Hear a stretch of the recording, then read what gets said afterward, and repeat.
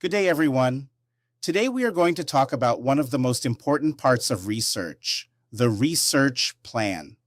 Many students think that research begins when you start collecting data, conducting interviews, or distributing surveys. Actually, research begins much earlier. It begins when you realize that there is something important that you do not know. Think about it this way. Imagine you are driving from Los Angeles to Las Vegas. Halfway through the trip, you notice that your fuel gauge is not working. You know you are moving forward, but you do not know how much gas is left in your tank. That missing information is a knowledge gap. A knowledge gap is simply the difference between what you know and what you need to know in order to make a good decision. We experience knowledge gaps every day. A parent wonders why their child suddenly performs poorly in school. A business owner notices that sales are declining. A hospital administrator sees an increase in patient infections. A government agency notices that homelessness is increasing. In all these situations, people have a problem. But before they can solve the problem, they need more information. They need research.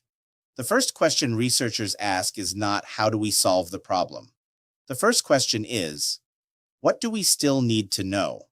For example, suppose a university discovers that international student enrollment has dropped by 30%. Many administrators may immediately jump to conclusions. Some might say tuition is too expensive. Others might blame visa policies. Others might think the marketing department is ineffective. But these are assumptions. Research helps us determine which assumptions are actually true.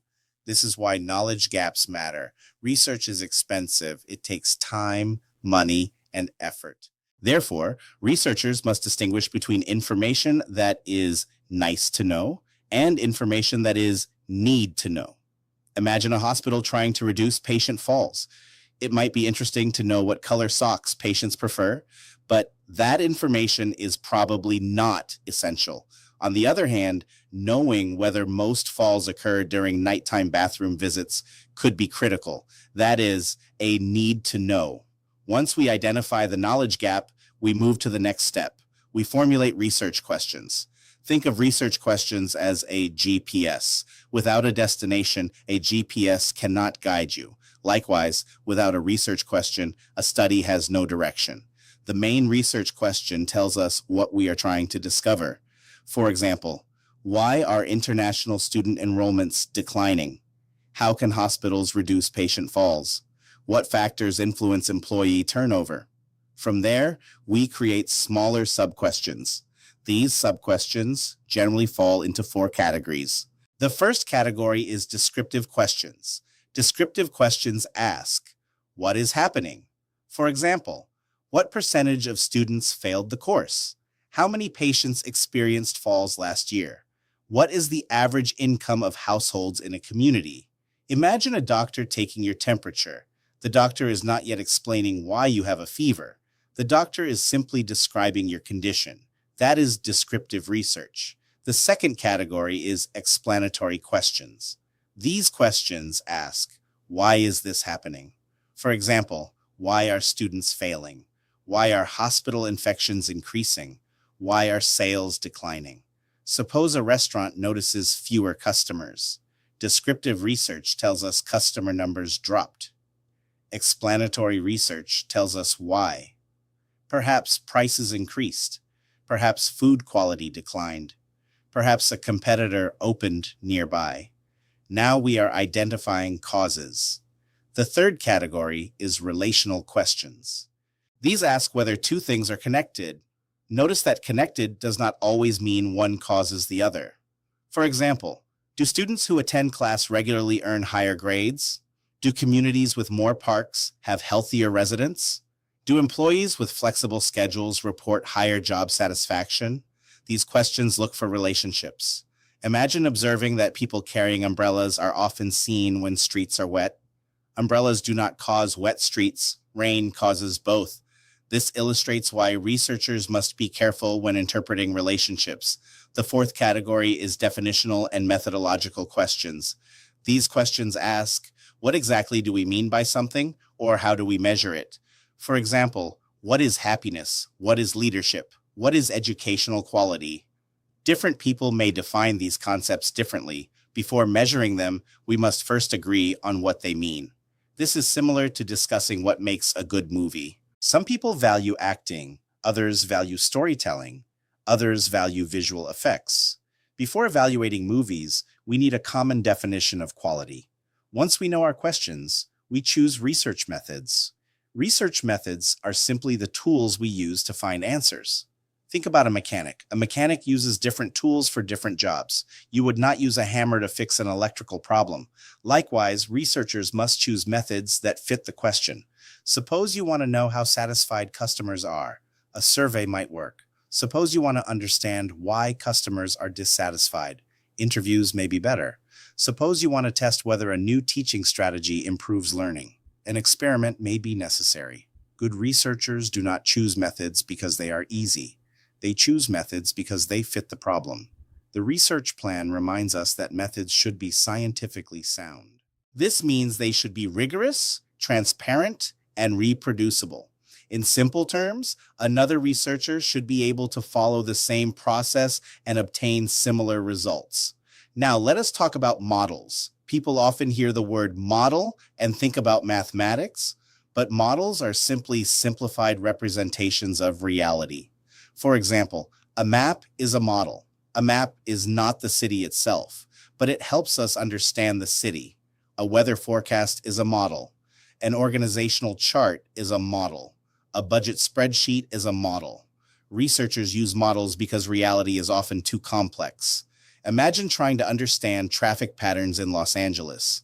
You cannot monitor every driver every second. Instead, researchers create models that represent the most important variables. These models help us understand what is happening and predict what might happen in the future.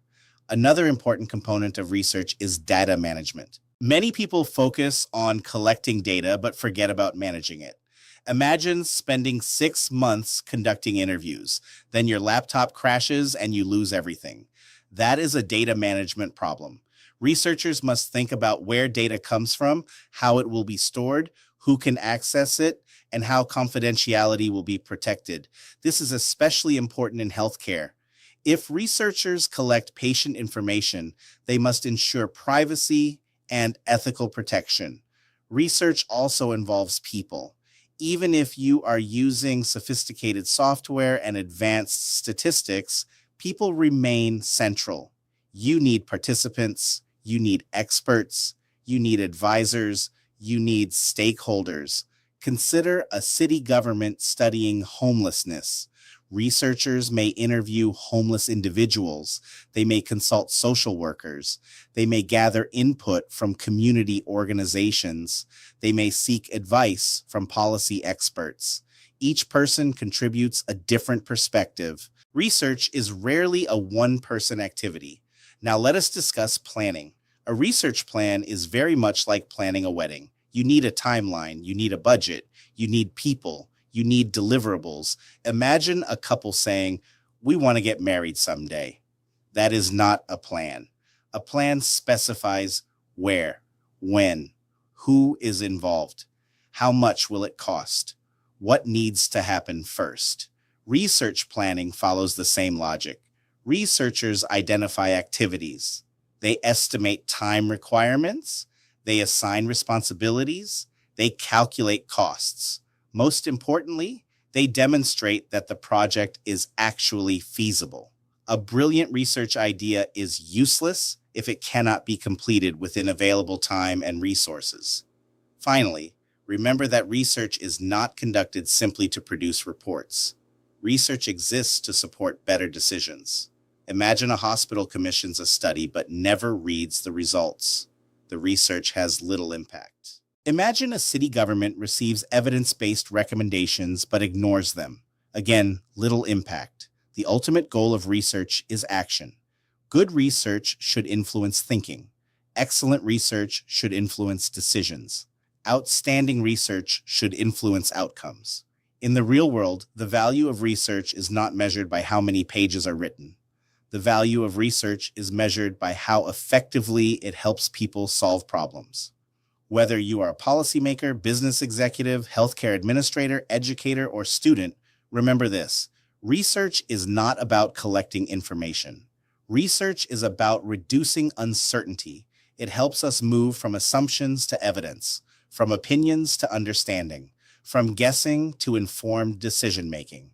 And that is why every successful policy, every effective organization, and every meaningful solution begins with a well-designed research plan. Thank you, and I look forward to discussing your research ideas and knowledge gaps in our next session.